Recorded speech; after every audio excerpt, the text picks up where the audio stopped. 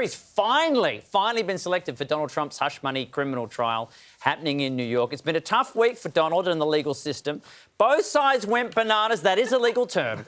But it was really tough. But we finally found out 12 impartial people. Donald Trump is facing 34 felony charges relating to an alleged $130,000 hush money payment made in 2016 that ultimately went towards stopping porn star Stormy Daniels from talking publicly about a time they bumped uglies. He denies everything. It's a whopping outrage, and it's an outrage. Everybody's out to be trained.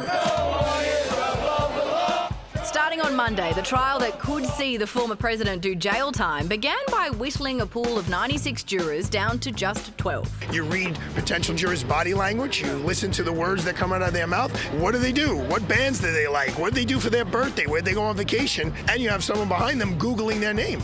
Some were easy discards. We all have prior opinions about the defendant unless you've been living in a cardboard box. He's a loathsome character. Others, who made the jury later, pulled out after being partially identified. Number 2's the nurse. This nurse scares me if I'm Trump, gets her news from the New York Times and CNN.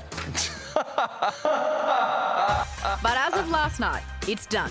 All 12 are locked and loaded. They include a security engineer, a speech therapist, and a wealth manager. Jurors in this case are anonymous for the most part. The parties have the names, Donald Trump has the names, but the rest of the world does not know who these people are.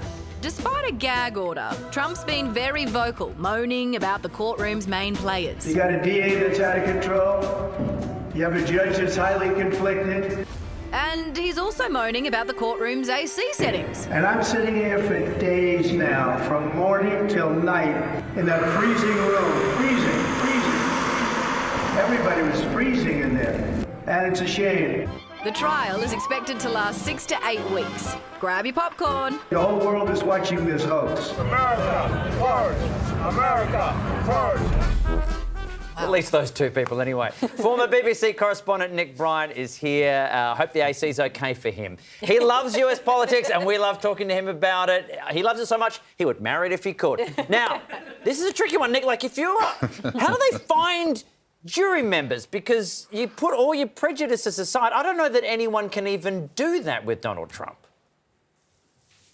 Well, that's been the point of this week in this jury selection process, which is a little bit like a reality TV format. Those 96 people pitched up on Monday morning. The first question they get asked is, have you got strong views about Donald Trump? Those that indicate they have, boom, they've gone straight away. Then they had to answer this questionnaire, which had questions like, are you a member of Q&A? That's a bit of a red flag. Have you read Donald Trump's Art of the Deal? Apparently those who said they had got a big approving smile from Donald Trump, and that helped them weed out even more. And eventually they managed to get down to 12 people. And what they said is, you can have a view about Donald Trump, but you've got to be fair as well. You've got to be impartial. And if you can meet that standard, then you can stay on the jury.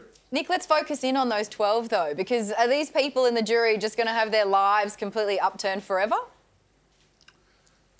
Well, one of the women that was selected has already said, I don't want to take part. Apparently, she had a totally sleepless night when she found out she was going to be on the jury. She was really worried that she was going to get bombarded by family and friends who were going to tell her what to do in the trial. So she pulled herself out, and the judge said, that's a real shame, because you'd have been a really good juror. The judge has also said that the media can't report what these people do, where they're from. I mean, there's a school teacher from Harlem, and I guess if you've noticed that your school teacher in Harlem wasn't there, you can figure out who it is. There are some people who are obviously a bit worried about their safety. I mean, given what happened on January the 6th, given the political violence that Donald Trump's supporters are prepared to go to, there are some people who are worried they might be targeted. It has to be said there are other people who love their lives being upended. In some of the major trials of the past 20 years, like the O.J. Simpson trial, a lot of the jurors actually did TV interviews afterwards. One of them even ended up writing a book. How wild is this going to be?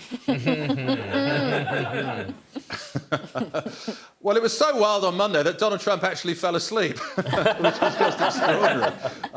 While some of the pre-trial arguments were happening, he was actually nodding off. It's like that guy on the plane, you see, kind of jolting away every now and then. But it could be wild. I mean, you know, just the subject matter. I mean, this involves alleged hush payments to an adult film star, Stormy Daniels. She might testify. Donald Trump's former lawyer, Michael Cohen, who's a witness for the prosecution, he'll doubtless testify. So, yeah, this is really going to be a wild ride. We're not going to be able to watch it on television, alas, these trials in New York aren't televised. But doubtless Donald Trump will be trying to use that entrance to the courtroom as a stage. He keeps on saying this is a witch hunt. He keeps on saying it's a hoax. For the time being, the courtroom is a little bit like a campaign rally for him. Nick, we're short on time, so give me a one-word answer. Does any of this, when it comes to Donald Trump, even matter? Well, it could matter because it could decide if it's a guilty verdict, it could stop him from being president. That's what the jury has to weigh. All right, Okay. we shall see. Slightly more than one word, but we will allow it. Nick, thank you so much for your time. If you would like lots of word from Nick, you can check out his forthcoming book, The Forever War, America's Unending Conflict with Itself. I love chatting to Nick. I would love to read that book. It'll be out in June.